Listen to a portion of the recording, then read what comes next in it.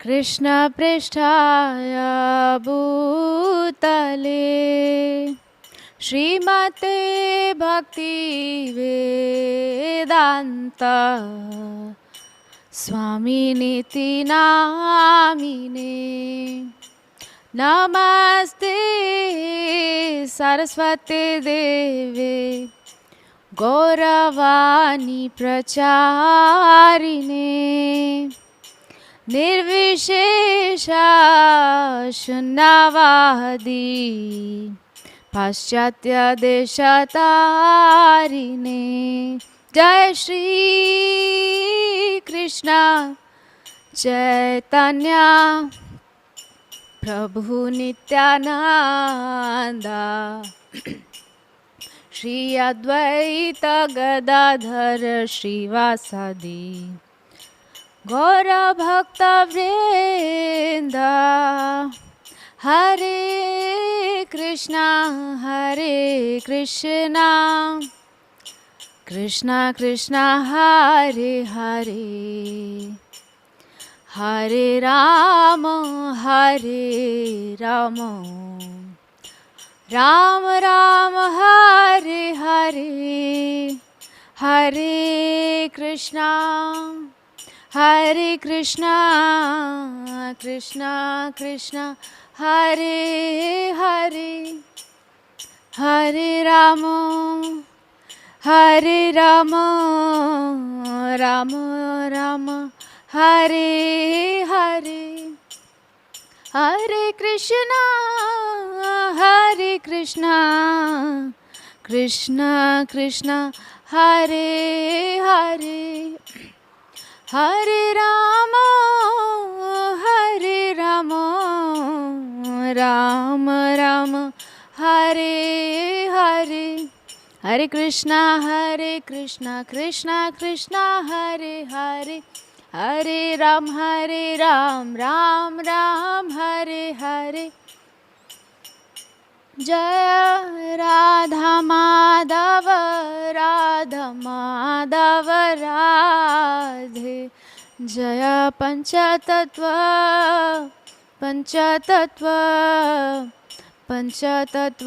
जय पंचतत्व जय गौरानिताय जय गौरानिताय जय नृसिंहदेव जय नृसिंहदेव जय प्रहलाद महाराज जय प्रहलाद महाराज। जय जगन्नाथ जय बलदेवा जय सुभद्रा जय जय प्रभुपाद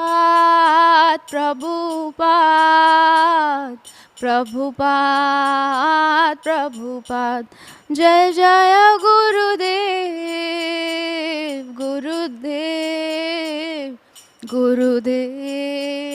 गुरुदेव निताय गौर हरि बोल हरि बोल हरि बोल हरि बोल। जय जगत गुरु श्रील प्रभुपाद की जय। अनंत कोटि वैष्णव भक्त वृंद की जय।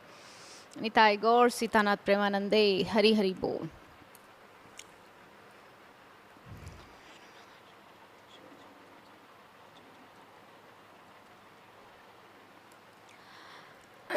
हरे कृष्णा। तो स्वागत है हमारे इस 5 दिवसीय भीष्म स्तुति एवं गोपी भाव के सेमिनार के आज अंतिम यानी कि 5वें दिन में। ISKCON Mayapur TV Hindi YouTube एवं फेसबुक पेज के माध्यम से जो हमें देख सुन पा रहे हैं इस वक्त, उन सभी का हार्दिक अभिनंदन और उन सभी को मेरा अनंत कोटि दंडवत प्रणाम। साथ साथ ये प्रसारण मायापुर टीवी में भी हो रहा है, यूट्यूब चैनल और फेसबुक पेज दोनों पर। तो जो कोई भी हमारे साथ इस समय जुड़े हुए हैं उन सभी को मेरा हरे कृष्णा। तो कल के सत्र में हम लोग चर्चा कर रहे थे कि गोपी भाव क्या है, और गोपी भाव क्लब जो है प्रभुपाद के समय में शुरू हुआ था।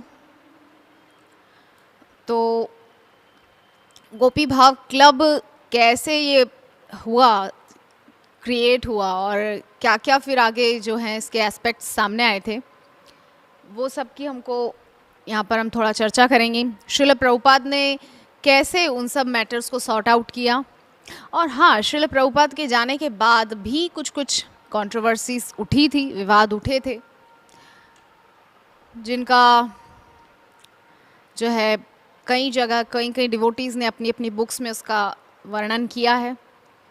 तो हमारा जो विषय है वो है गोपी भाव।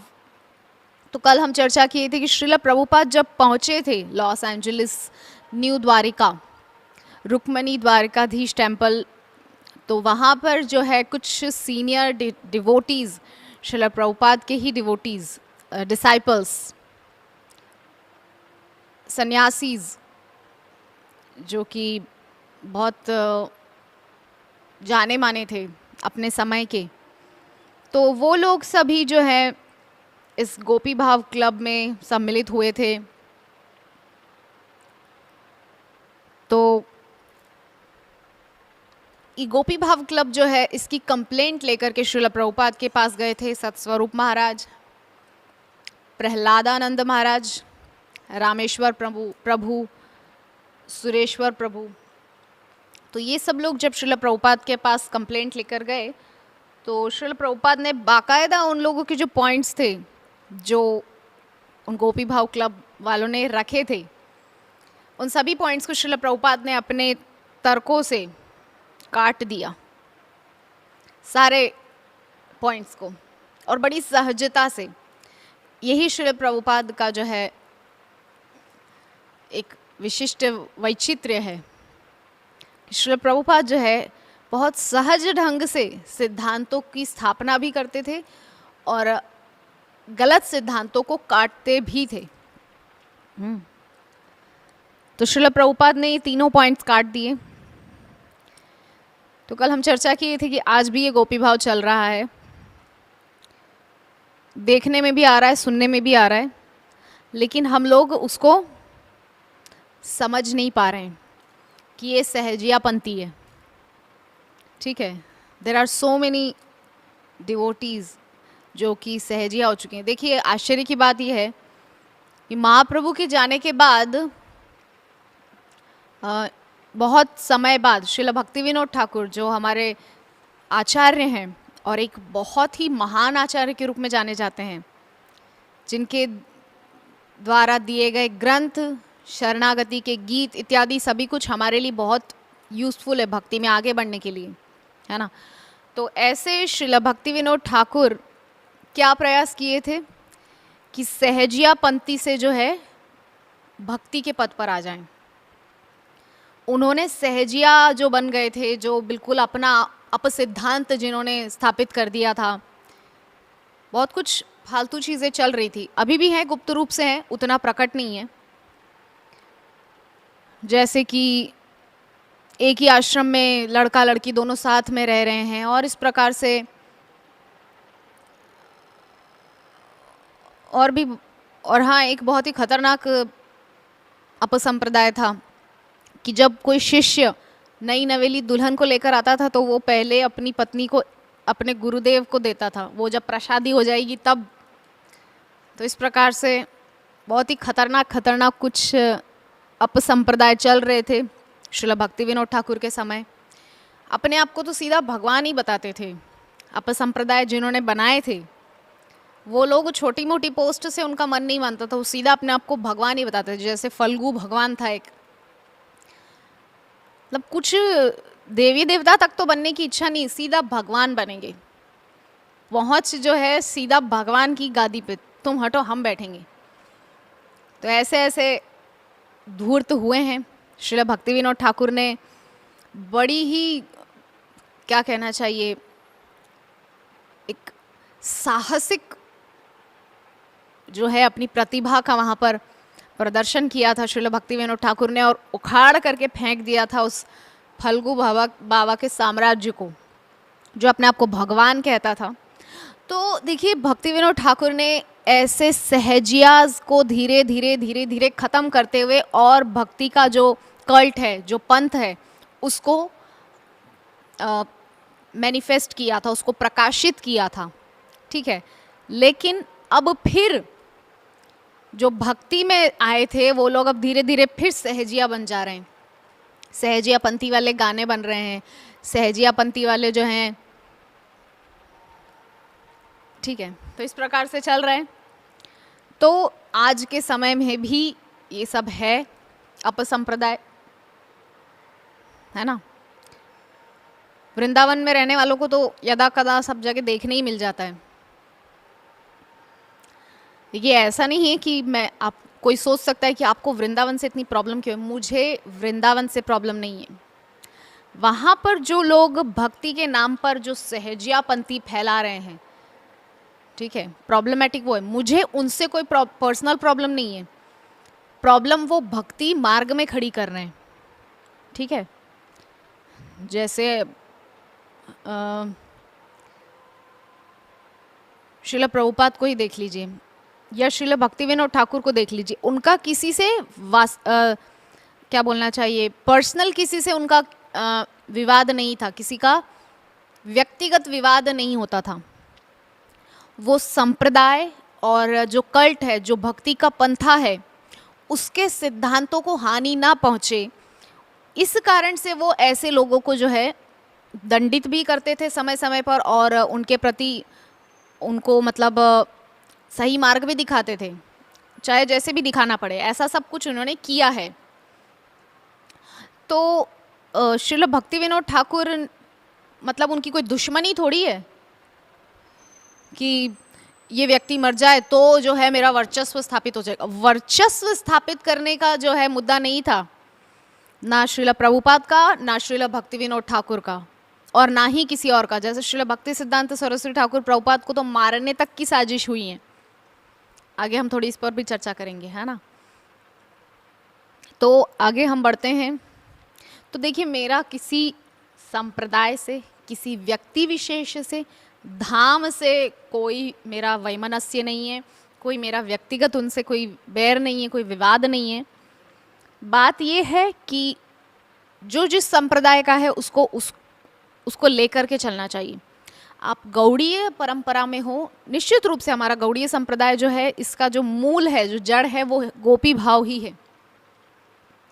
श्रीमन महाप्रभु क्या करने आए थे? गोपी यानी कि श्रीमती राधा रानी का भाव तो फील करने आए थे ना, कि कैसे श्रीमती राधा रानी विरह में तड़पती थी, कैसा उनको फील होता था कृष्ण के विरह में, उसी को तो फील करने आए थे। इतना जो 536 वर्ष पहले क्यों आए थे? इसीलिए आए थे। तो अगर हम बोलें कि हमारा जो संप्रदाय इसमें गोपी भाव को कोई नहीं, ऐसा हो ही नहीं सकता। हम लोग तो गोपी भाव वाला संप्रदाय, हमारा तो मूल वही है। हाँ, जैसे हर संप्रदाय का एक मूल पुरुष होता है, ऐसे हमारे संप्रदाय के मूल पुरुष हैं श्री कृष्ण चैतन्य महाप्रभु, श्रीमन महाप्रभु। जैसे निम्बार्क संप्रदाय के मूल पुरुष निम्बार्काचार्य हैं। पुष्टि संप्रदाय के मूल पुरुष वैसे तो विष्णु स्वामी बोला जाता है, मुझे जहाँ तक याद है, लेकिन बहुत से लोग वल्लभाचार्य को भी मूल पुरुष के नाम से जानते हैं, है ना। और साथ ही साथ श्री संप्रदाय जो है, उसके मूल पुरुष श्री रामानुजाचार्य हैं, है ना। और इसके अतिरिक्त एक और संप्रदाय हमारा जो गौड़ी संप्रदाय, मध्व संप्रदाय जो है, इसके मूल पुरुष श्री मध्वाचार्य जी हैं। तो ऐसे हर संप्रदाय का एक मूल पुरुष होता है। इसी प्रकार हमारे संप्रदाय के मूल पुरुष हैं श्रीमन महाप्रभु। तो हमारे तो संप्रदाय को उन्होंने गोपी भाव जो है उसी रूप में स्थापित किया है ना, है ना। तो हम इस चीज़ को नकार नहीं रहे हैं कि गोपी भाव होना ही नहीं चाहिए, नहीं, लेकिन उसको सही रूप में तो समझिए, उसको सही मायने में तो लीजिए, तब तो ना गोपी भाव को आप समझ पाएंगे और दूसरों को समझा पाएंगे। श्रीमन महाप्रभु तो बोल रहे हैं ना, श्लोक है चैतन्य चरितामृत में, इसके ऊपर आगे हम चर्चा करेंगे। क्या श्लोक है चैतन्य चरितामृत में?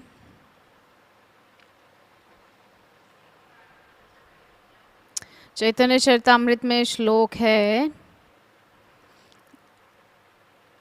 अंत्य लीला 15 अध्याय, श्लोक संख्या 80।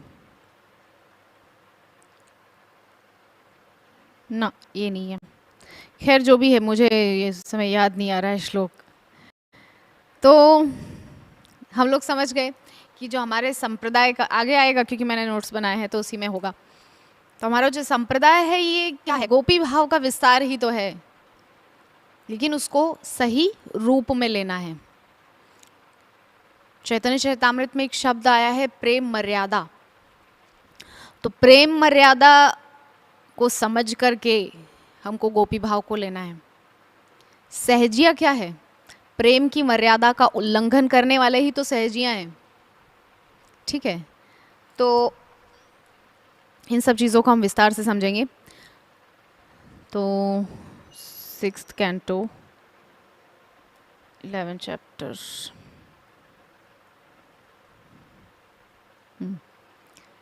हाँ, तो कल हम चर्चा किए थे कि श्रील प्रभुपाद के पास ये सारी कंप्लेंट्स गई और वो लोग क्या कर रहे थे? श्रील प्रभुपाद के ही कोटेशंस दे करके श्रील प्रभुपाद को दिखा रहे थे। देखिए, आपने ही तो कोटेशंस दिए हैं, आपने ही चैतन्य चरितामृत में मेंशन किया है, आपने ही कृष्ण बुक दी है हमको, आपने ही श्रीमद् भागवतम का दशम स्कंद पूरा हमको दिया है जिसमें यही सब कुछ है, राधा कृष्ण की लीला, एवरीथिंग, ये सब। तो फिर हम लोग करें क्या? हम लोग क्या ये नहीं सुनेंगे? हम लोग क्या ये सब छोड़ देंगे? तो ऐसा तो नहीं हो सकता है ना। तो इसीलिए श्रील प्रभुपाद ने जो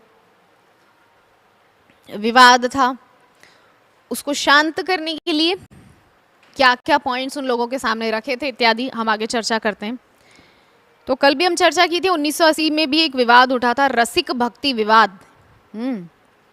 तो उस समय क्या हुआ था? गौड़िया मठ के एक सन्यासी ने इस एक बात को फैलाया था कि आपके जो आचार्य हैं, आपके जो श्रील प्रभुपाद हैं, हाँ, उन्होंने तो सिर्फ शुरुआती ज्ञान दिया है भगवत गीता में कि आत्मा है, हम लोग, हमको परमात्मा में मिलना है और ये सब ध्यान योग, ज्ञान योग, भक्ति योग, यही सब सिखाया उन्होंने। इससे आगे की बात आपको सिखाई नहीं, हमको तो इससे आगे बढ़ना है। ठीक है, ये सब चीज़ें तो आपके श्रील प्रभुपाद ने मेंशन ही नहीं की कहीं पर। तो इससे हुआ क्या कि जो आए थे सारे प्रभुपाद के पास, जो डेडिकेट सोल्स थे प्रभुपाद के पास, वो लोग ये सोचने लगे कि क्या हो रहा है, हम लोग मतलब कुछ गलत कर रहे हैं क्या? तो उन लोगों को ये लगने लगा कि श्रील प्रभुपाद ने हमको शुरुआती ज्ञान दिया, इसका मतलब हमको जो मूल ज्ञान है वो तो मिला ही नहीं है, तो हम लोग वंचित हैं कहीं ना कहीं। उन लोगों को ऐसा लगने लगा। तो ये जो गौड़िया मठ के जो सन्यासी हैं, इन्होंने जो आग लगाई थी श्रील प्रभुपाद के विषय में ऐसा बोल करके कि आपके जो आपके जो आचार्य हैं, जो प्रभुपाद हैं, उन्होंने तो आपको अधूरा ज्ञान दिया है, पूरा ज्ञान दिया नहीं है, ऐसे ऐसे बोल करके। तो सबको ये बात में भरोसा होने लगा कि नहीं, सही बोल रहे हैं व्यक्ति तो। तब क्या हुआ? इस्कॉन वालों ने उस सन्यासी पर प्रतिबंध लगा दिया, किसी इस्कॉन टेम्पल में उनको घुसने ना दिया जाए, ऐसा प्रतिबंध उन पर लगा दिया कि ये व्यक्ति इस्कॉन में अलाउ नहीं है, गौड़िया मठ का सन्यासी। तब जाकर के जो है थोड़ा मैटर शांत पड़ा था। यद्यपि आज भी लोगों में ये प्रभाव देखने को मिलता है। मैं खुद देखती हूँ यूट्यूब पर कुछ लोग ऐसे कमेंट्स करते हैं, और भागवतम क्लास में भी मैंने बोला था कि अमरेंद्र प्रभु को एक बार किसी ने पूछा कि आपके श्रील प्रभुपाद ने तो गीता का जो ट्रांसलेशन है वो पूरा गलत ही किया है। उन्होंने तो जहाँ नहीं चाहिए वहाँ पर भी भक्ति योग को ही डाल रखा है। जहाँ पर बुद्धि योग होना चाहिए, ज्ञान योग, कर्म योग होना चाहिए, वहाँ सब जगह उन्होंने भक्ति योग लगा रखा है।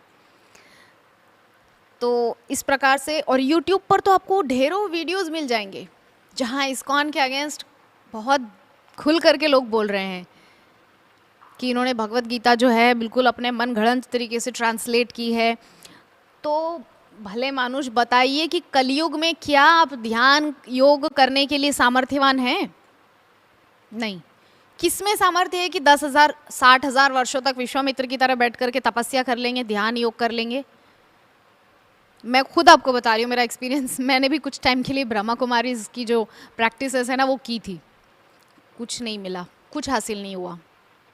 आपको टेम्परेरीली थोड़ा मिल जाता है कि जब आप मेडिटेट करते हैं तो आप फील करते हैं कि आप उस जो है उस ऑरा में पहुंच गए हैं, वहाँ लिंक हो रहा है आपका ये सब, लेकिन जैसे ही ख़त्म।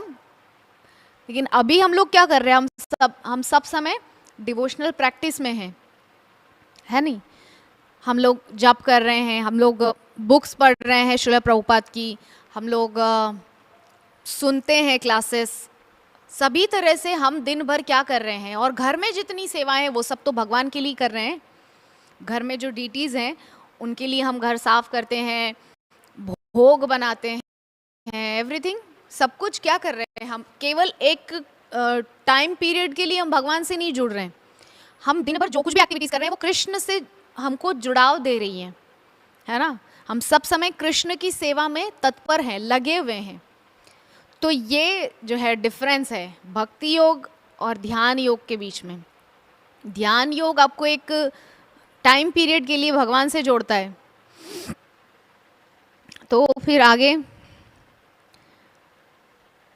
लोग पूछते हैं कि आपके प्रभुपाद ने कहा है कि आप जो है रागानुगा में हमको जाना चाहिए, हमको सब समय वैधि में नहीं रहना चाहिए। लेकिन देखिए, आप उसके लिए क्या बोलना चाहिए, आपके अंदर वैसी क्वालिटीज़ होना चाहिए। आप डायरेक्टली रागानुगा में नहीं जा सकते जब तक आपके अंदर वैसी क्वालिटीज़ ना हो, है कि नहीं? जैसे कोई बच्चा एक 10th क्लास में है, उसके अंदर कोई क्वालिटीज़ नहीं है कि वो आगे दूसरी क्लास में उसको प्रमोट किया जा सके।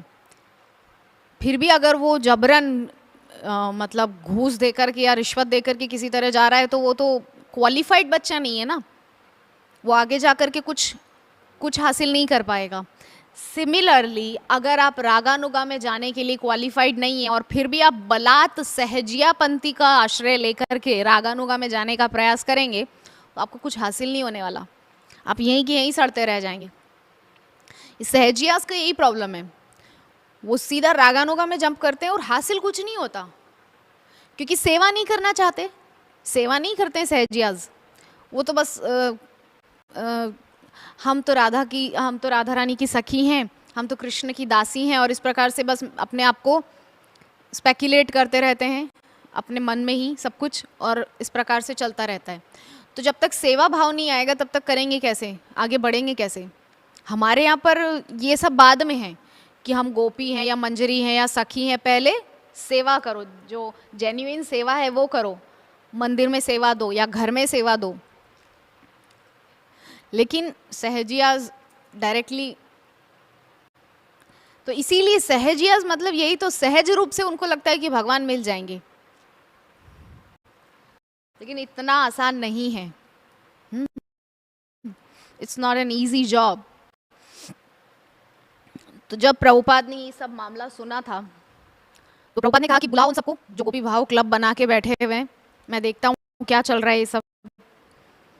तो श्रील प्रभुपाद के बुलाने पर सारे वो गोपी भाव क्लब वाले आए हैं वहाँ पर। तो श्रील प्रभुपाद ने कहा कि मैंने कब कहा कि गोपी भाव तुम जो है ये क्लब बनाओ और गोपी भाव में रहो, ऐसा मैंने कब बोला? तो जो उस गोपी भाव क्लब के जो लीडर थे, श्रील प्रभुपाद के डिसाइपल थे, वो बोल रहे हैं कि आपने ही तो हमको कृष्ण बुक दी है, कृष्ण बुक में आपने पूरी जो है कृष्ण लीलाएं जो 90 चैप्टर्स हैं श्रीमद् भागवतम के 10th कैंटो का, वो सब आपने हमको ही दिया है। आपने हमको बोला भी है कि आप पढ़िए उसको, एवरीथिंग। और फिर आपने हमको गोपी गीत, युगल गीत, भ्रमर गीत, वेणु गीत, विरह गीत, ये सब कुछ आपने दिया हमको डिटेल में, आपने हमको ये सब समझाया है श्रीमद् भागवतम के 10वें स्कंद में। तो हम तो वही पढ़ रहे हैं ना, हम अलग से क्या कुछ कर रहे हैं? और हम लोग उसको समझने की कोशिश कर रहे हैं, उसको रियलाइज़ करने की कोशिश कर रहे हैं, उसको डिस्कस करते हैं एक दूसरे के साथ में मिलकर के, बस यही कर रहे हैं।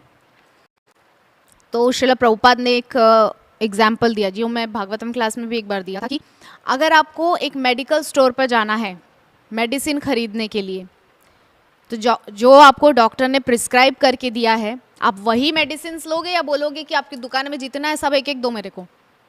ऐसा नहीं बोल सकते आप। आपको जो प्रिस्क्राइब है डॉक्टर के द्वारा, आप वही मेडिसिन लेंगे, और वो भी जैसा उन्होंने बताया है कि इस टाइम पे ये मेडिसिन, मतलब जो रूटीन जो दिया है उसको फॉलो करके आप वैसे मेडिसिन लेंगे।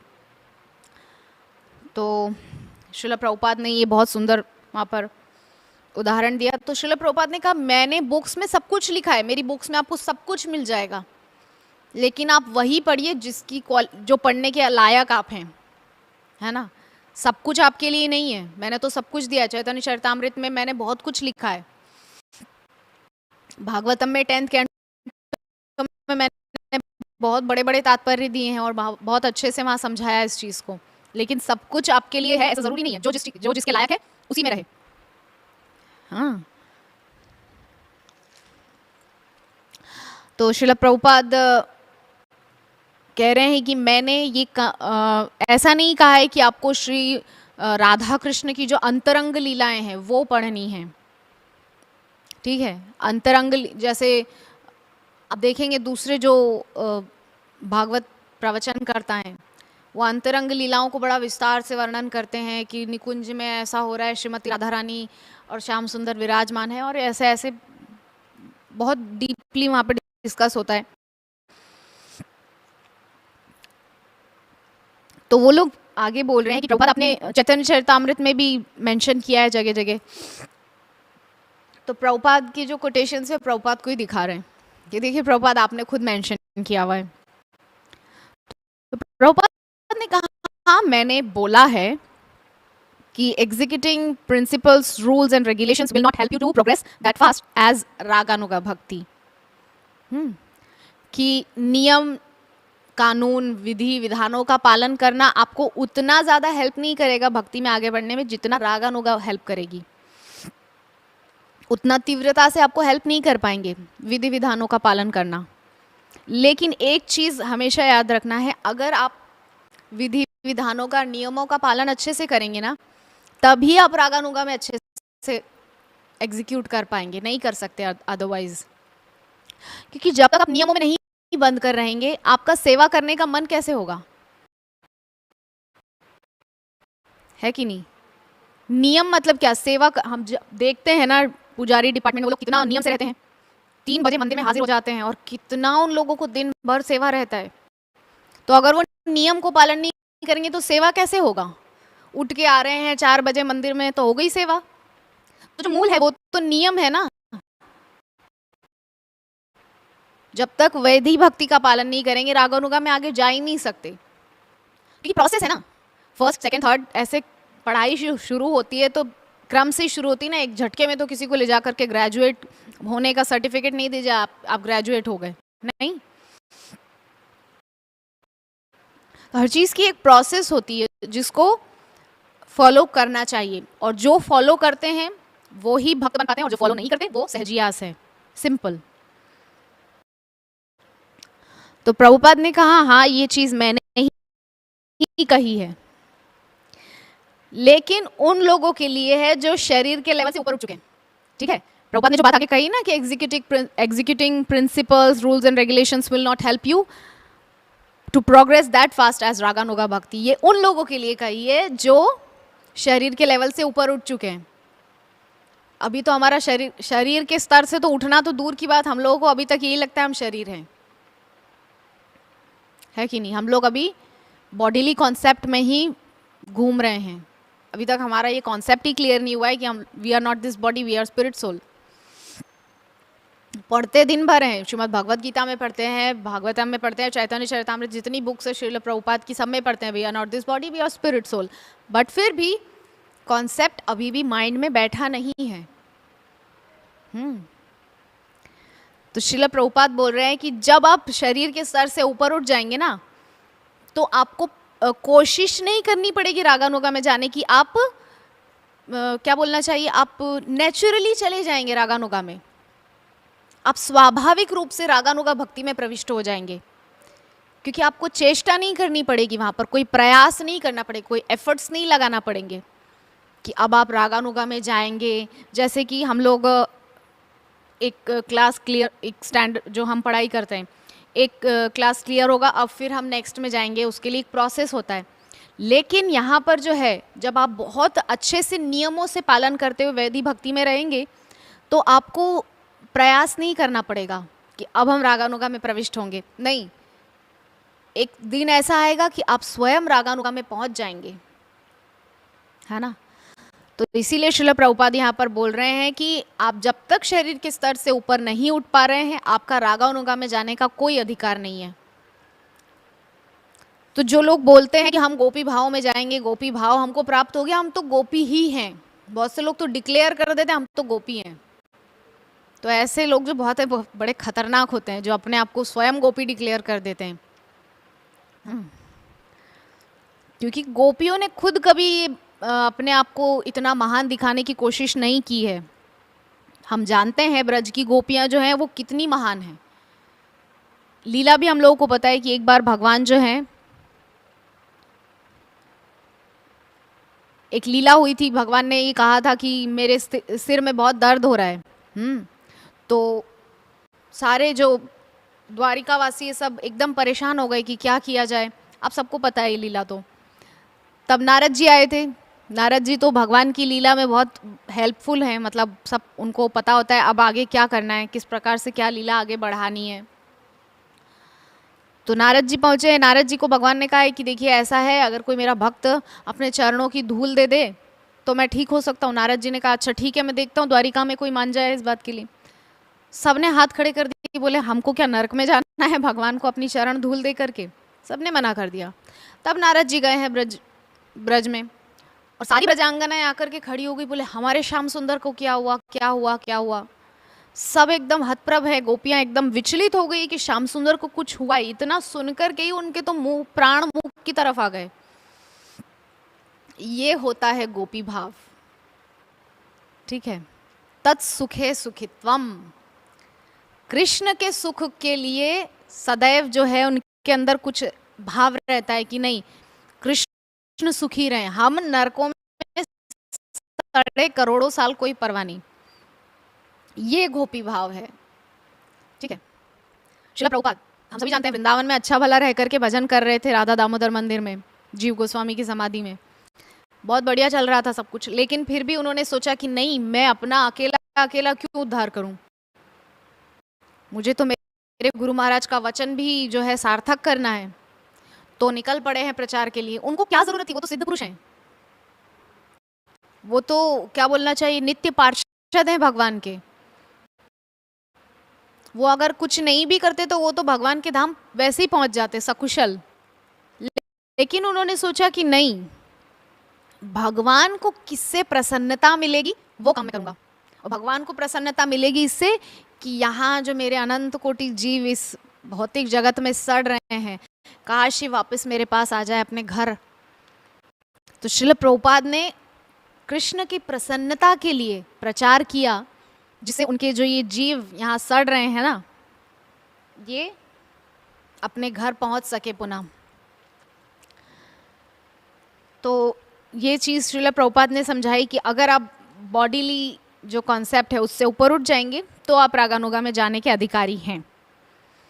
क्योंकि जो राधा कृष्ण की लीलाएं हैं ना, वो हमारी तरह जो मंडेन जो होती हैं स्त्री पुरुष के संबंध, वो नहीं है, उससे बहुत ही ऊपर है।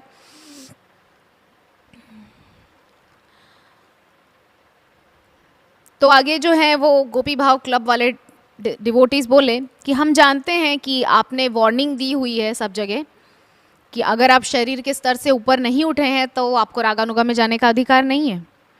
राधा कृष्ण की लीलाओं के डीप में आप नहीं जा सकते अगर आप बॉडीली लेवल से ऊपर नहीं उठे हुए हैं। तो भी हम लोग तो डिस्कस ही कर रहे हैं ना, हम लोग तो इमिटेट नहीं कर रहे हैं, हम लोग सिर्फ आपस में चर्चा कर रहे हैं। उसको हम इमिटेट नहीं कर रहे हैं कि आप राधा मैं कृष्ण ऐसे ऐसे करके, नहीं, ऐसा नहीं कर रहे हम लोग। तो वो लोग कह रहे हैं हम लोगों को आपकी वार्निंग का ध्यान है, हम लोग आपकी वार्निंग को ध्यान में रखते हुए राधा कृष्ण की लीलाओं को डिस्कस कर रहे हैं। तो श्रील प्रभुपाद ने कहा कि एक और उदाहरण श्रील प्रभुपाद ने, जैसे आगे उदाहरण दिया था श्रील प्रभुपाद ने कि मेडिकल स्टोर पर आप जा रहे हैं तो क्या आप सारी मेडिसिन्स ले लेंगे? नहीं, जो आपको प्रिस्क्राइब की गई है वही लेंगे। तो श्रील प्रभुपाद ने एक और उदाहरण दिया कि मान लीजिए एक छोटा सा बच्चा है 1 साल का, और आपने उसको हाथ में ब्लेड दे दी। और ब्लेड दे करके देखो, बहुत संभाल के रखना, लगना नहीं चाहिए, एकदम ध्यान से रखना हाथ में। वार्निंग भी दे दी आपने उसको कि बेटा ध्यान से, कुछ होना नहीं, ठीक है, बहुत ध्यान से रखना। तो क्या वो ऐसा कर पाएगा? नहीं, छोटी मोटी खरोच तो लगेगी ही।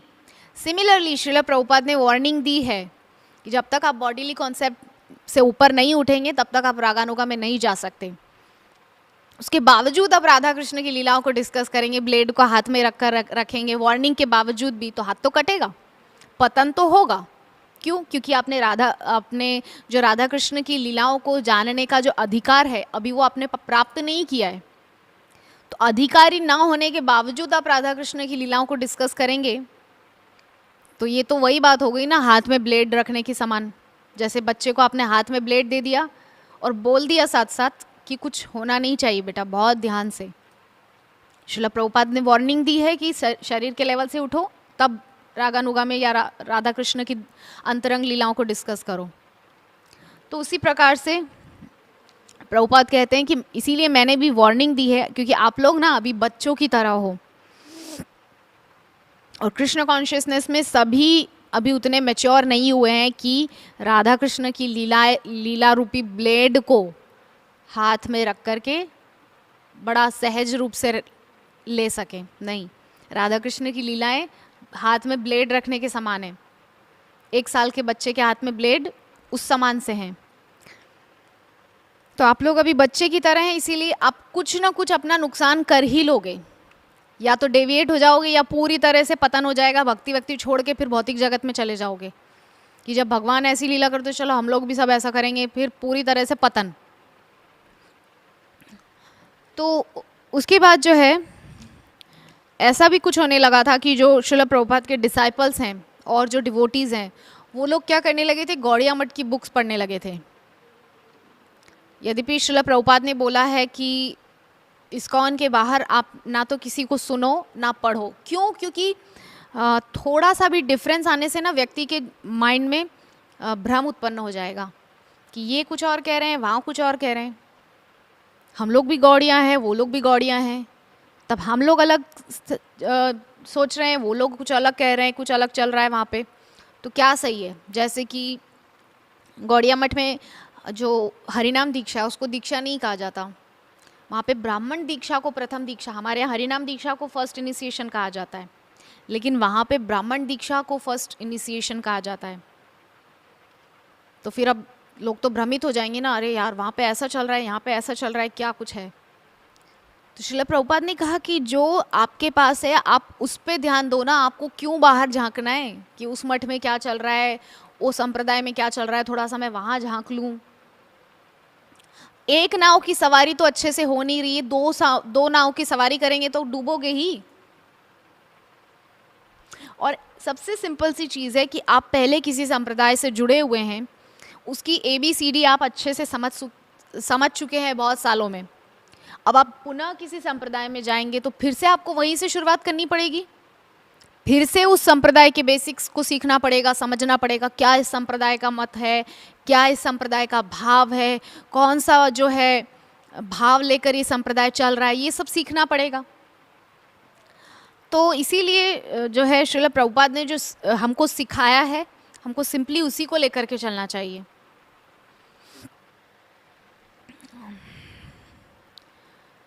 तो गौड़िया मठ की जो बुक्स श्रील प्रभुपाद के डिसाइपल्स पढ़ने लगे तो उसमें हायर सब्जेक्ट्स को लेकर के पढ़ने लगे थे। हायर सब्जेक्ट्स मतलब श्री राधा कृष्ण की अंतरंग लीलाएं वगैरह ये सब, क्योंकि कुछ कुछ जो है लेखक वो ऐसा रिस्की सब्जेक्ट मैटर जो है लोगों के सामने प्रस्तुत कर दे रहे, जबकि ये अच्छा नहीं है। श्रील प्रभुपाद की बुक्स एक बच्चा भी पढ़ सकता है कि नहीं? श्रील प्रभुपाद की बुक्स में ऐसा कोई कंटेंट नहीं है जिसको पढ़ करके कोई कहे कि नहीं ये बच्चों के लायक नहीं है वगैरह, ऐसा कुछ। तो इसीलिए हमें एक संप्रदाय में रह करके सारग्राही बनना चाहिए। मैंने भागवतम क्लास में भी इस बारे में कहा था कि हमें सारग्राही बनना चाहिए। हमारे संप्रदाय में जो हमारे लिए उपलब्ध है उसका सार सार हमको ग्रहण करना चाहिए। हमको भारवाही गधे की तरह नहीं बनना चाहिए। गधा होता है ना भारवाही, जो लाद दो लाद लेता है, उसको पता थोड़ी होता है कि मेरे ऊपर ईंटें हैं या सीमेंट की बोरी है,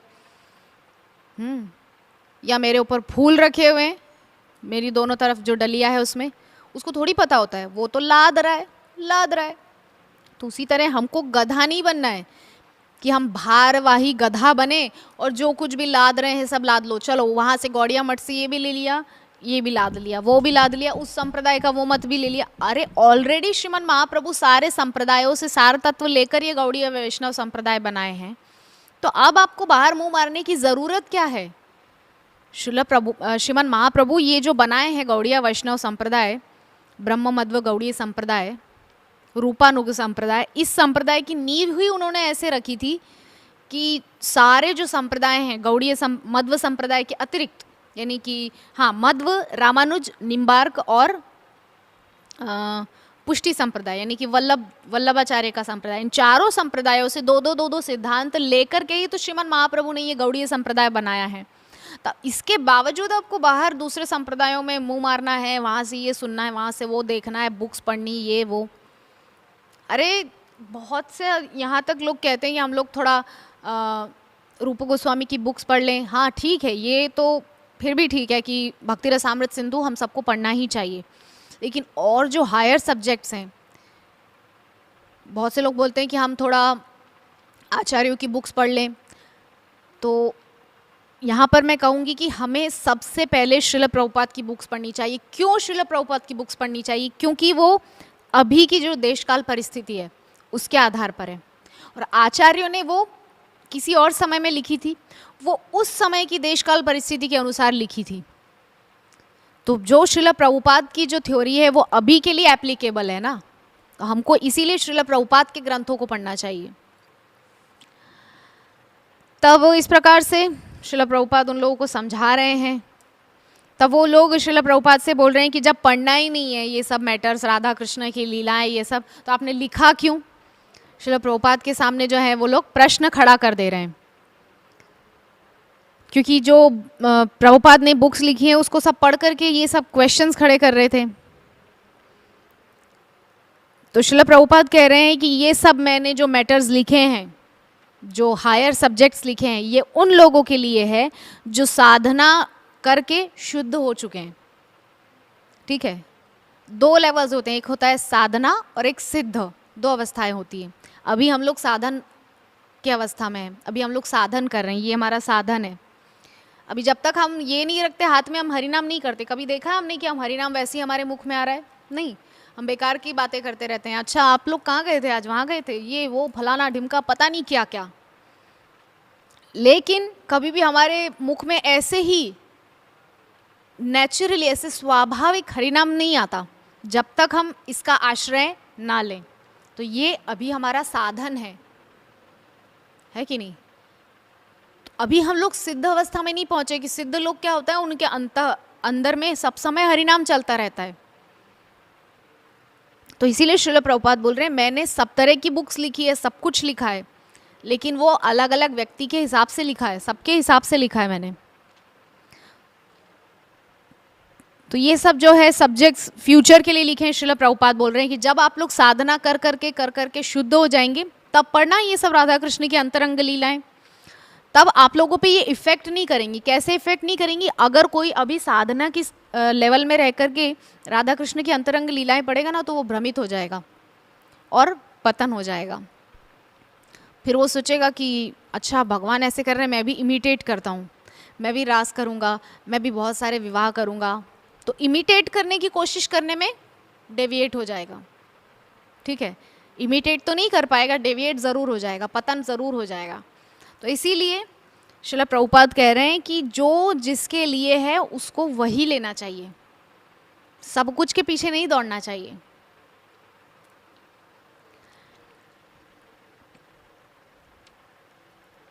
जैसे श्रील प्रभुपाद कह रहे हैं कि जब व्यक्ति शुद्ध हो जाएगा तो व्यक्ति का मन जो है वो काम वासना से पूरी तरह हट जाएगा, तो उस व्यक्ति को जो है खुद ही पता चल जाएगा कि हाँ, अब मेरे अंदर ये सब काम वासनाएं और ये सब विकार नहीं है।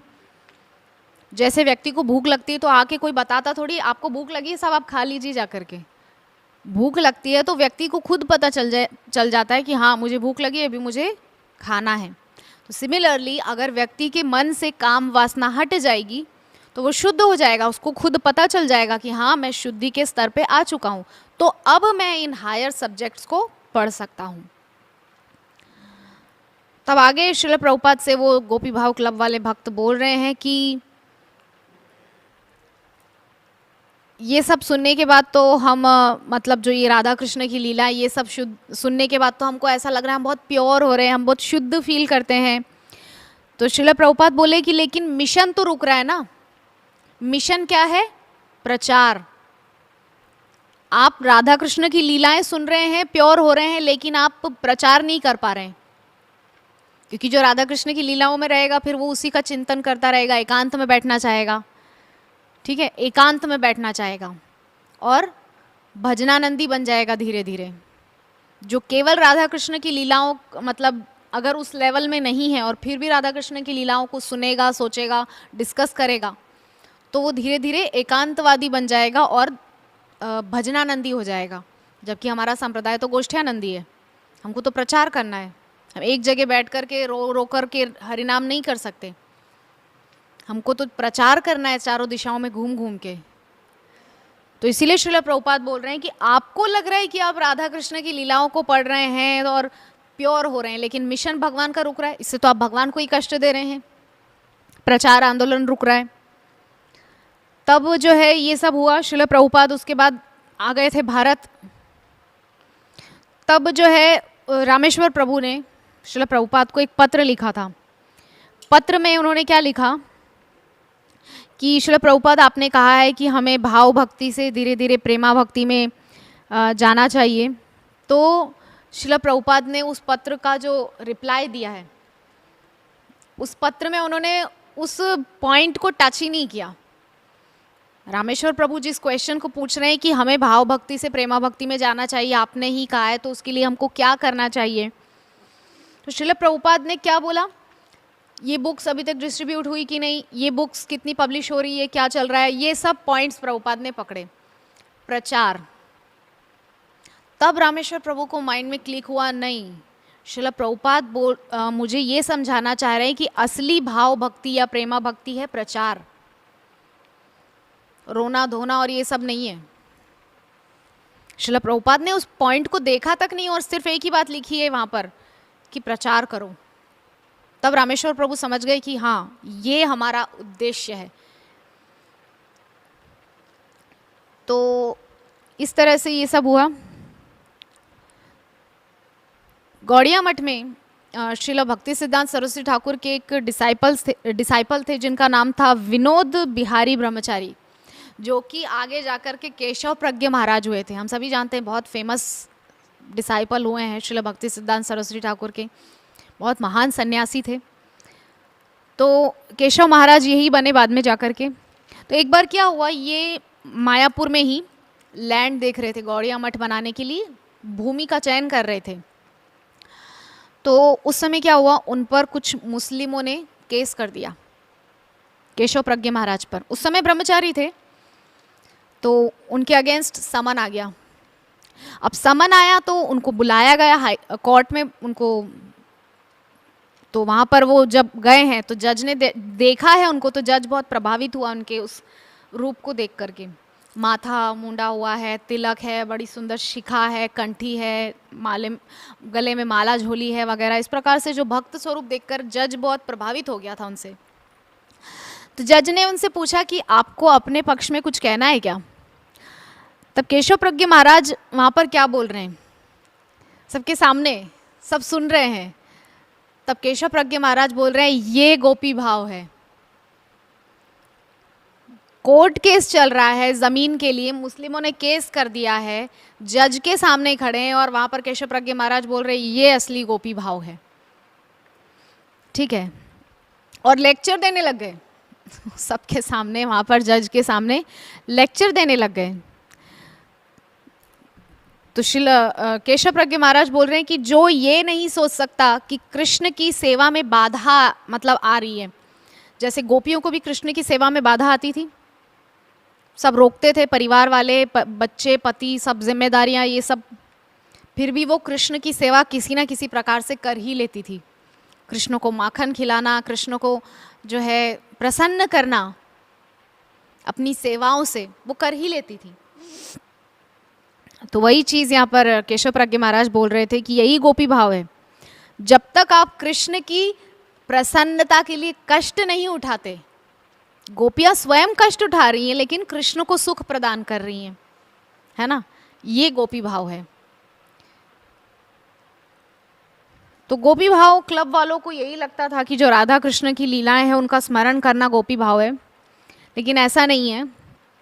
कृष्ण के दुख को अनुभव करके उस दुख को दूर करना, उस दुख को दूर करने की चेष्टा करना, ये गोपी भाव है। जैसे कृष्ण वन में धेनु चरा रहे हैं, उनको कहीं कांटा लग गया पाँव में, तो गोपियाँ बहुत दूर अपने अपने घरों में बैठी हुई हैं, लेकिन वहाँ उनको ये चिंतन आ रहा है कि कृष्ण को कहीं कांटा ना लग जाए।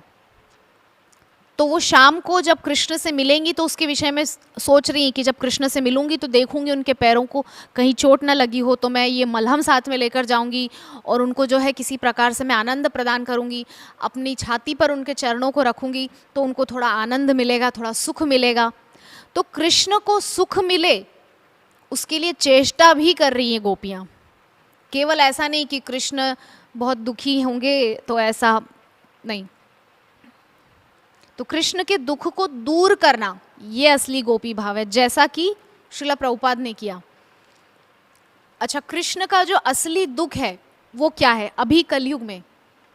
यही कि मेरे जीव मेरे से दूर उस भौतिक जगत में हैं, मुझे किसी प्रकार से उन सबको वापस यहाँ लाना है। इसीलिए तो ऐसे महान भक्तों को बार बार भेजते रहते हैं कि ये प्रचार करेंगे और सब मेरे पास आएंगे।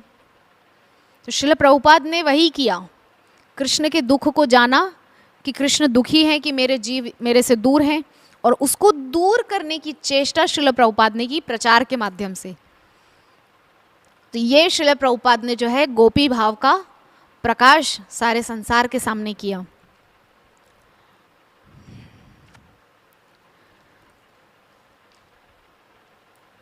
तो हम समझ गए कृष्ण के दुख को दूर करना ये गोपी भाव है। सहजिया लोग तो ये सब समझते नहीं है। सहजिया लोग तो सोचते हैं कि राधा कृष्ण एक दूसरे से दूर हैं, विरह में राधा रानी तड़प रही हैं, कृष्ण तड़प रहे हैं, बस इसके विचार में जो है रोते रहना। असल में ये जो है गोपी भाव नहीं है। तो एक बार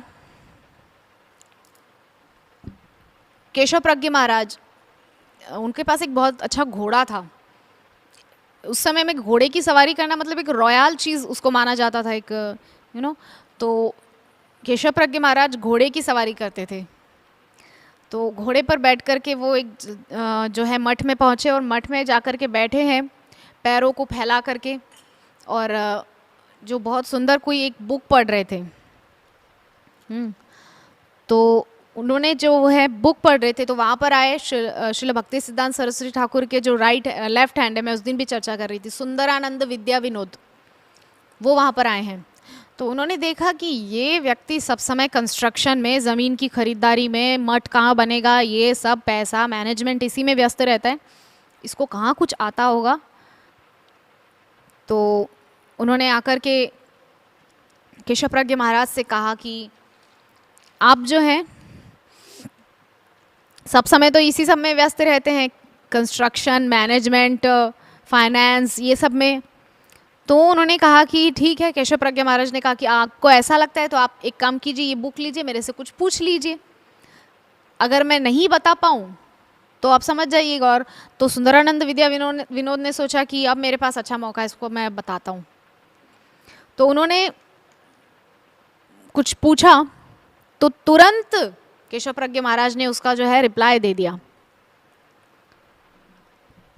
तो सुंदरानंद विद्या विनोद समझ गए कि केवल बुक रीडिंग करना, जप करना, ये सब से आप भक्ति में आगे नहीं, मतलब ठीक है ये भी भक्ति का एक कंपोनेंट है, ये भी भक्ति का अंग है, लेकिन साथ साथ में कृष्ण के प्रचार का जो कार्य है वो आगे बढ़े। जैसे एक बार गिरिराज जी महाराज उनको वो एक बार प्रभुपाद से बोले थे कि प्रभुपाद मुझे तो आजकल सपने में भी ईंट रेती सीमेंट यही सब दिखाई देता है, क्योंकि जुहू इस्कॉन का निर्माण जब चल रहा था गिरिराज महाराज उसी में व्यस्त रहते थे सब समय, उनके दिमाग में यही चलता था। तो श्रील प्रभुपाद से बोलते थे प्रभुपाद मुझे तो सपने में भी नींद में भी यही सब दिखाई देता है, ईंट रेती सीमेंट ये सब। तो प्रभुपाद ने कहा तुम ज़रूर गोलोक जाओगे, क्योंकि तुम कृष्ण की सेवा के लिए ये सब कर रहे हो, क्योंकि मंदिर बनेगा प्रचार होगा तो कृष्ण का जो है दुख दूर होगा, तो तुम कृष्ण की सेवा जो है बिल्कुल निष्ठा से कर रहे हो, तो तुम निश्चित रूप से जो है गोलोक जाओगे ही। तो इस प्रकार से श्रील प्रभुपाद जो है अपने डिसाइपल्स का जो है,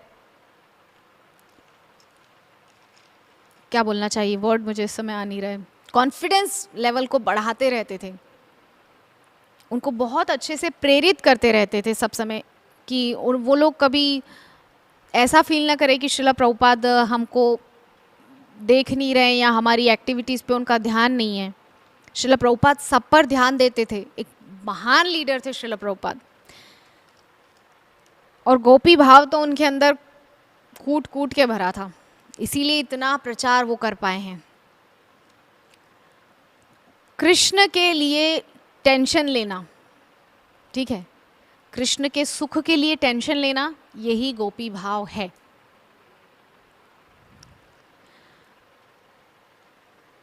जैसे हम सब जानते हैं हमको भूख लगती है, सिमिलरली कृष्ण को भी भूख लगती होगी, हमको दुख होता है उनको भी दुख होता होगा, हमारा मूड खराब होता है उनका भी मूड खराब होता होगा कभी कभी। तो इस प्रकार से कृष्ण के विषय में भी सोचना, ये गोपी भाव है। सिर्फ और सिर्फ अपने सुख के लिए प्रयास करते रहने से हम लोग, इसीलिए तो हम लोग भौतिकतावादी बन जाते हैं, हम लोग अपने ही अपने सुख के लिए प्रयास करते रहते हैं, तो हम लोगों को और ज़्यादा दुख मिलता है। हम जितना ज़्यादा सुख के पीछे भागते हैं, सुख तो दूर दूर दूर दूर चला जाता है और हाथ में आता है केवल दुख। लेकिन अगर हम कृष्ण के सुख के लिए प्रयास करेंगे तो देखिए श्रील प्रभुपाद के पास आज इस्कॉन का साम्राज्य है, और दुनिया का ऐसा कोई देश नहीं है जहाँ, हो सकता है कोई एक आध देश ना भी हो, लेकिन ज़्यादातर देशों में इस्कॉन है। कुछ मुस्लिम कंट्रीज़ को अगर छोड़ दिया जाए, हो सकता है वहाँ पर ना हो। जैसे एक प्रभु जी हैं, वो अभी कुछ दिनों के लिए सऊदी अरब गए थे, तो वो बता रहे हैं कि वहाँ पे बहुत मुश्किल है भक्ति कर पाना, वहाँ पर सेंटर नहीं है, टेम्पल्स नहीं है, और हज़ारों की संख्या में कोई एक डिवोटी मिलता है, लाखों की संख्या में कोई एक डिवोटी मिलता है। खाने पीने की परेशानी वहाँ पर, मतलब बहुत मुश्किलात होती है। पाकिस्तान जैसे देशों में, इन सब इलाकों में जो है भक्तों को सरवाइव कर पाना बहुत मुश्किल होता है। अब वैसा धोती कुर्ता पहन के नहीं घूम सकते उन देशों में, ठीक है, आप लोगों को बहुत संभल करके रहना पड़ता है। तो इसी प्रकार से ये गोपी भाव है, हम समझ गए। कृष्ण की कीर्ति का प्रचार करना गोपी भाव है। कृष्ण को सब जान सकें, कृष्ण के विषय में सब जान सकें, ये गोपी भाव है। तो यही श्रील प्रभुपाद ने किया है, हम जानते हैं।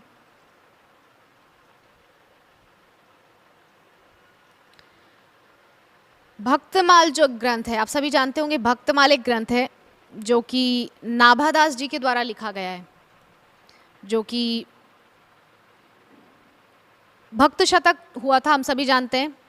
एक 15वीं शताब्दी में भक्त शतक नाम से 100 वर्षों का एक पीरियड हुआ था, जिसमें सब भक्त ही भक्त प्रकट होते थे, जैसे मीराबाई, सूरदास, कबीरदास, रैदास और तुलसीदास जी, श्रीमन महाप्रभु स्वयं, और भी बहुत सारे हैं। पुष्टि संप्रदाय के वल्लभाचार्य हैं, कुम्भन दास जी हैं, चतुर्भुज दास जी हैं, कुम्भन दास जी के पुत्र, उनकी प्राकट्य की लीला भी बड़ी सुंदर है। कुम्भन दास जी को भगवान के चतुर्भुज रूप के दर्शन होने के कारण उन्होंने अपने पुत्र का नाम चतुर्भुज दास रखा था।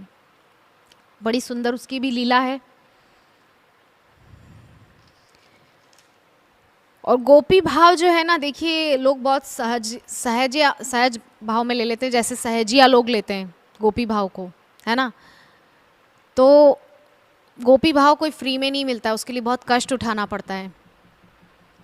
कहीं कहीं जो है विपदाएं झेलनी पड़ती हैं, तब जाकर के महान भक्त कृष्ण के गोपी भाव को प्राप्त कर पाते हैं।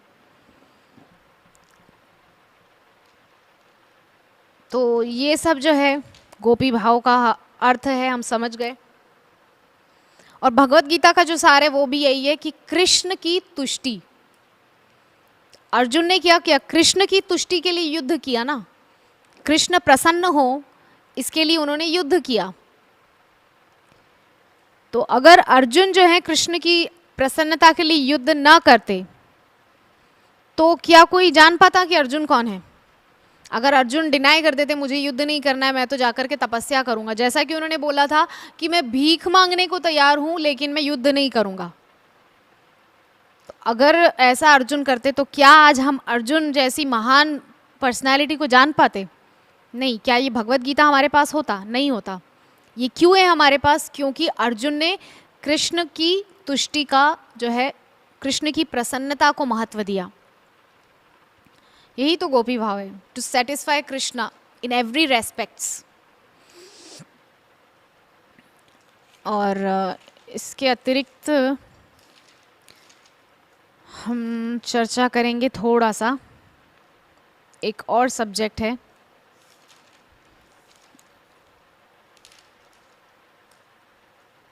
गोपी भाव के 5 अंग। गोपी भाव के ना 5 अंग होते हैं, जिन 5 रूपों में गोपी भाव प्रकट होता है। ये अलग अलग लोगों में अलग अलग स्थान पर अलग अलग रूप में प्रकट होता है। जैसे गोपी भाव गोलोक में अलग रूप में प्रकट होगा, भौतिक जगत में अलग रूप में प्रकट होगा। तो 5 अंग कौन से हैं गोपी भाव के? तो हाँ, ये श्लोक मुझे इस समय मिल गया है, मैं थोड़ा इस पर देखना चाहूँगी। चैतन्य चरितामृत मध्य 1380, बड़ा ही सुंदर श्लोक है।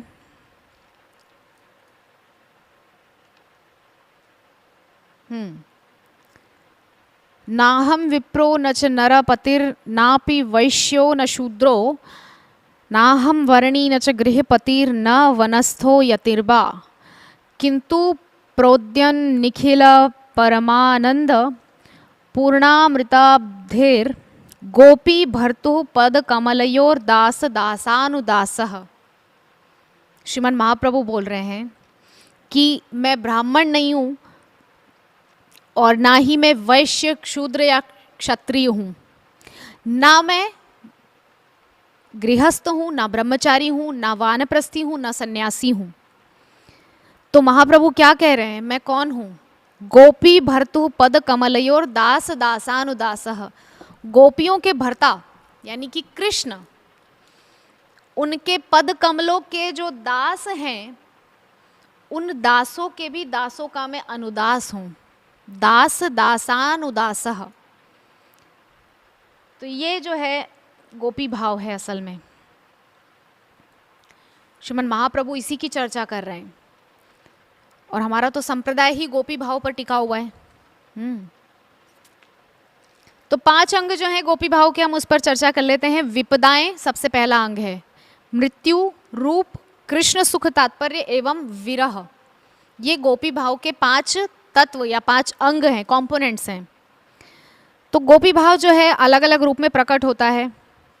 जैसे गोलोक में विपदाएं किन रूप में आती हैं गोपियों के साथ, कि उनके परिवार के लोग उनको रोकते हैं। राधा रानी को जटिला कुटिला जो है वो रोकती हैं श्याम सुंदर से मिलने से, लेकिन वो फिर भी इनसे विरोध करने के बाद और श्याम सुंदर से मिलती हैं। और मृत्यु, तो रूप गोस्वामी ने जो है 10 दशाएं बताई हैं प्रेम भाव की। जब प्रेमोन्माद होता है तब उसकी 10 दशाएं जो हैं सामने आती हैं, जैसे कि अश्रुपात होना, मोहित होना, बेहोश हो जाना वगैरह वगैरह। तो जो सबसे 10वीं जो लास्ट दशा है वो है मृत्यु। तो गोपियां जो है वो कृष्ण के विरह में लगभग मृत्यु को ही प्राप्त हो जाती है गोलोक में। ऐसा विरह, ऐसी जो है उनकी दशम दशा को वो प्राप्त होती हैं गोपियां। तत्पश्चात रूप, वहाँ पर जो है गोपियां किस प्रकार से भगवान के रूप से मोहित होकर निरंतर उसी का चिंतन करती रहती हैं और गीत वगैरह पद बनाती रहती हैं कृष्ण के रूप का चिंतन करते हुए, रूप गुण लीलाओं का चिंतन करते हुए। तत्पश्चात चौथा अंग है कृष्ण सुख तात्पर्य। तो गोपियों का तो जीवन ही है कृष्ण को आनंद प्रदान करना, सुख प्रदान करना।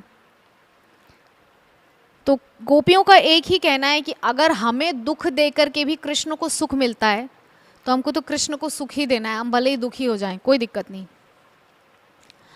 और पांचवा जो भाव है विरह, तो गोलोक में ये किस रूप में प्रकट होता है? गोलोक में ये प्रकट होता है स्वाभाविक विरह के रूप में। मतलब स्वाभाविक रूप से गोपियों में वहाँ पर विरह रहता है, उनको प्रयास नहीं करना पड़ता। स्वाभाविक रूप से गोपियाँ सब समय विरह में ही रहती हैं। यहाँ तक कि कृष्ण उनके सामने हैं तब भी वो सोचती रहती हैं कि अभी तो सामने हैं कृष्ण, लेकिन कुछ देर में चले जाएंगे, तब फिर विरह। कृष्ण सामने हैं तो एक और भाव वहाँ पर प्रकट हो रहा है। गोपी गीत में हम सभी जानते हैं, गोपी गीत श्रीमद् भागवतम का 10वां स्कंद 31वां अध्याय और 15वां श्लोक। अटति यह भवान नहन काननम त्रुटिर्युगायते त्वाम अपश्यताम कुटिल कुंतलम श्रीमुखम चते जड़ उदीक्षताम पक्ष्म दिशाम। गोपियाँ कह रही हैं कि ये जो कृष्ण का दर्शन हम लोग करती हैं, तो ये जो पलक झपकने का जो समय है, तो कृष्ण का हम दर्शन कर रही हैं और अचानक से ये पलक झपक जाती है, तो हमको ऐसा लगता है ये पलक झपकने का समय कि त्रुटिर युगायते, पलक झपकने का जो समय है इसको त्रुटि बोलते हैं। अलग अलग समय होता है, निमिष होता है, ये जो है ये सेकंड से भी बहुत छोटे छोटे होते हैं, निमिष त्रुटि। तो उनको ऐसा लगता है ये त्रुटि का जो समय, यानी कि ये जो पलक झपकने का समय है, ये उनको युग के समान लगता है कि एक युग बीत गया कृष्ण को देखे बिना। ये गोपियों की अवस्था है। गोपियों को ऐसा लगता है कि पलक क्या झपकी, हमको ऐसा लगा कि एक युग से कृष्ण को देखा ही नहीं, जबकि पलक झपकने का समय कितना छोटा सा होता है। तब भी गोपियों को ऐसा लग रहा है कि हमको कृष्ण से बिछड़े एक युग बीत गया। तो त्रुटिर युगायते त्वाम अपश्यताम कुटिल कुंतलम श्रीमुखम चते जड़ उदीक्षताम पक्ष्म दिशाम। ब्रह्मा जी को यहाँ पर मूर्ख बोल रही हैं गोपियाँ कि ब्रह्मा जी सबसे बड़ा मूर्ख है जिसने ये पलकें बनाई। उसको पता नहीं कि कृष्ण का दर्शन करना होता है नेत्रों से, और अगर कृष्ण का दर्शन करने में ये पलकें बाधा बनेंगी तो कितना कष्ट होगा जीवों को। तो गोपियाँ जो है ब्रह्मा जी को मूर्ख जड़ बोल रही हैं, जड़ उदीक्षताम। हमको तो वो ब्रह्मा जड़ लगता है, एकदम मूर्ख। तो इस प्रकार से है जो गोपियाँ विरह भाव का अनुभव करती हैं, क्योंकि उनके अंदर स्वाभाविक रूप से विरह होता है ना। तत्पश्चात ये जो गोपी भाव के 5 अंग हैं, ये भौतिक जगत में किस रूप में दिखाई देते हैं, किस रूप में प्रकट होते हैं। यहाँ पर भी हमको 2 प्रकार के लोग देखने को मिल जाएंगे। एक होते हैं सिद्ध, यानी कि श्रील भक्ति विनोद ठाकुर, श्रील भक्ति सिद्धांत सरस्वती ठाकुर और श्रील प्रभुपाद जैसे व्यक्ति, ये सब सिद्ध हैं। और हमारे जैसे लोग क्या हैं? साधक हैं, है ना। हम लोग साधक हैं। तो हम लोग जो हैं सिद्ध लोग जो हैं, वो लोग उन लोगों को जीवन में विपदाएं किस प्रकार से आती हैं? प्रचार में बाधा। जैसे श्रील प्रभुपाद प्रचार करते थे, अनेक प्रकार की बाधाएं उनके जीवन में आती थी। जा रहे हैं इतना दूर अमेरिका और शरीर साथ नहीं दे रहा है, अनेकों प्रकार की बाधाएं, आर्थिक कष्ट अत्यंत देखना पड़ा। और नरोत्तम दास ठाकुर, उनको तो मारने की चेष्टा की गई थी एक बार विष दे करके।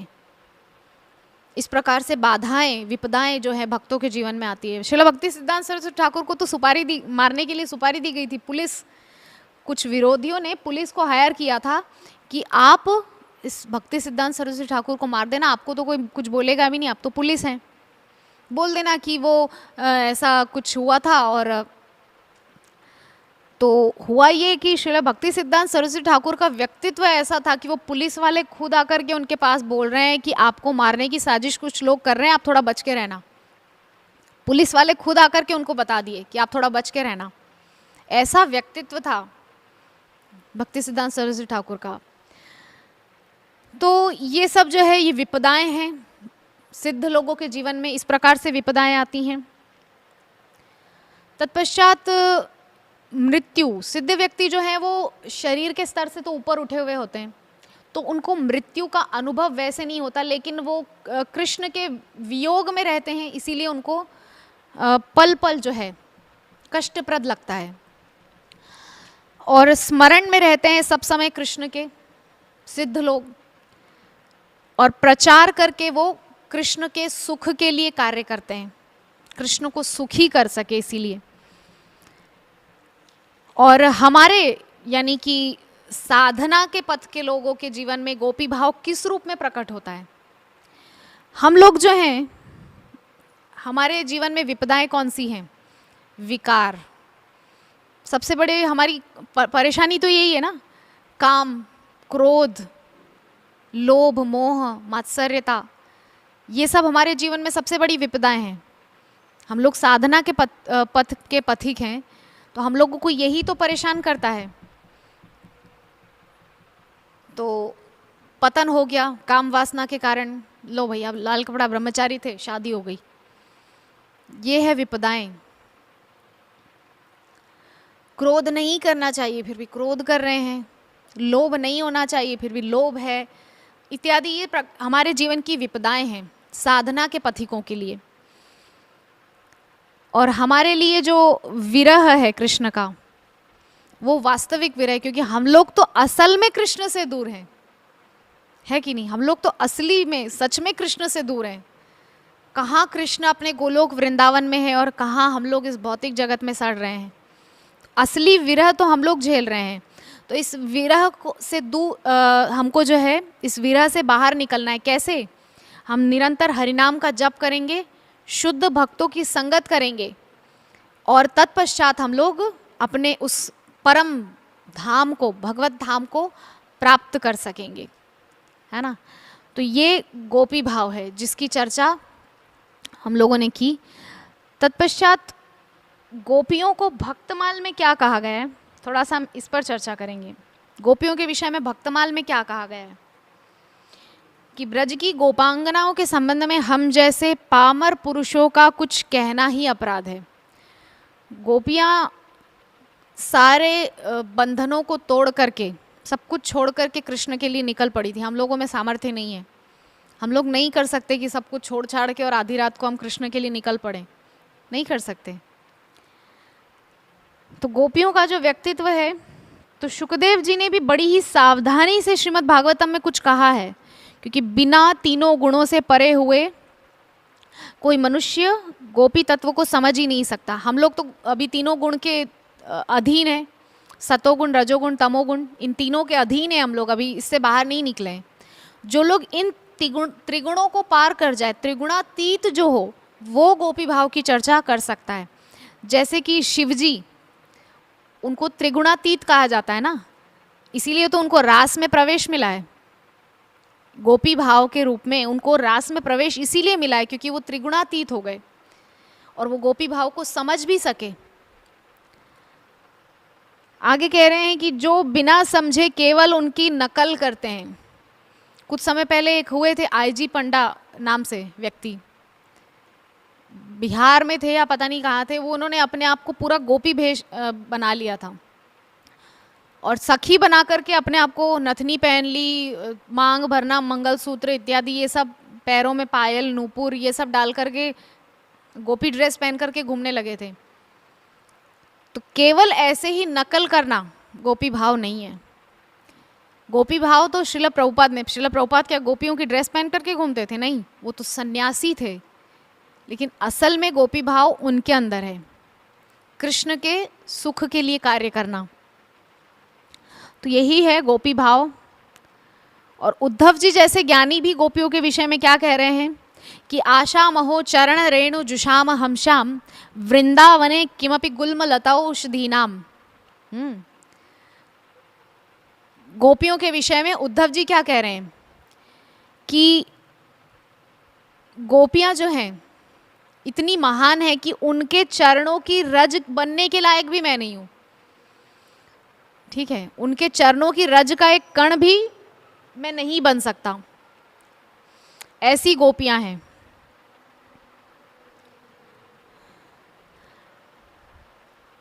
और एक श्लोक बहुत सुंदर है जहां पर गोपियों के विषय में चर्चा हुई है।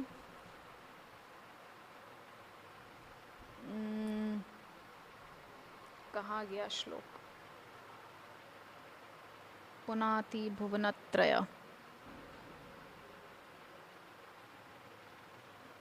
इस समय मुझे, हाँ ठीक है, क्या लिखा है गोपियों के विषय में श्रीमद् भागवतम में कि नंदे वंदे नंद व्रजश्रीणाम पाद रेणुमभीक्ष्णशः यासाम हरि कथोद्गीतम पुनाति भुवनत्रयम। गोपियाँ कैसी हैं कि वंदे नंद व्रजश्रीणाम, गोपियाँ जो हैं नंद बाबा के गांव में जो गोपियाँ हैं उन सभी स्त्रियों को हमारा प्रणाम है। पाद रेणुमभीक्ष्णशः, उनके चरणों की धूल का एक कण भी बनने के योग्य हम लोग नहीं हैं। यासाम हरि कथोद्गीतम पुनाति भुवनत्रयम, ऐसी गोपियां हैं जो भगवान के गीतों को गाती हैं और पुनाति भुवनत्रयम, इन तीनों लोकों को, यानी कि ऊपर के जो लोग हैं ये मध्य लोक और नीचे के लोकों को सबको पुनाति यानी कि पवित्र कर देती हैं, ऐसी गोपियां हैं। तो देखिए, गोपियों के विषय में चर्चा करना या गोपी भाव के विषय में चर्चा करना हमारी सामर्थ्य नहीं है, लेकिन जो मिसकॉन्सेप्शंस लेकर के लोग घूम रहे हैं, क्या गोपी भाव है, सिर्फ कपड़े पहन लेने से गोपी नहीं बन सकते। जस्ट आपने गोपी ड्रेस पहन लिया और आप गोपी बन गए, संभव नहीं है। सिर्फ गोपी ड्रेस पहनना गोपी नहीं है, गोपी भाव नहीं है। गोपी भाव है गोपियों के समान कृष्ण की चिंता करना, कृष्ण के कष्ट को दूर करना, ये गोपी भाव है ना। तो हम समझ गए, आज के सत्र को हम यहीं विश्राम देंगे। इसी के साथ हमारा जो ये 5 दिवसीय सेमिनार है भीष्म स्तुति एवं गोपी भाव, आज बहुत ही फिलॉसॉफिकल था क्योंकि आज स्टोरी नहीं था। आज मुझे मूल तत्व पे ही चर्चा करना था कि गोपी भाव असल में है क्या। श्रील प्रभुपाद के जीवन चरित्र से हम समझ सकते हैं गोपी भाव क्या है। स्वयं का भजन न देख करके वृंदावन में उन्होंने अमेरिका जैसे नर्क में जाना स्वीकार किया। अमेरिका तो नर्क है ना, क्या है वहाँ पर? भयंकर ठंड, ना कोई पहनावा ठीक ठाक है, ना कोई कल्चर है, ना कोई संस्कृति है, ना कोई खान पान का कोई तरीका है, ना रहन सहन ठीक है। 12-13 वर्ष के बच्चे वहाँ पर गर्लफ्रेंड्स लेकर के घूमते हैं। मतलब पूरी संस्कृति जो है नर्क के समान है। तो श्रील प्रभुपाद चाहते तो वृंदावन में बैठ करके अपना भजन कर सकते थे, लेकिन उन्होंने उस नर्क में जाना स्वीकार किया। क्यों? क्योंकि उनको लगा कि नहीं, प्रचार की बहुत आवश्यकता है, वरना बहुत कष्टमय परिस्थिति में आगे लोग पहुंचने वाले हैं। तो कृष्ण के कष्ट को दूर करने की चेष्टा को प्रयास के लिए, कृष्ण के सुख के लिए, कृष्ण की प्रसन्नता के लिए श्रील प्रभुपाद अमेरिका गए, प्रचार किया। यही गोपी भाव है, ठीक है, यही असली गोपी भाव है। तो हम समझ गए। इसी के साथ हमारे आज के सेशन को हम यही समाप्त करते हैं। हरे कृष्णा कृष्णा कृष्णा हरे हरे, हरे राम राम राम हरे हरे। वांछा कल्पतरुभ्यश्च कृपा सिंधुभ्येव च पतितानां पावनेभ्यो वैष्णवेभ्यो नमो नमः। जगतगुरु श्रील प्रभुपाद की अनंत कोटि वैष्णव भक्त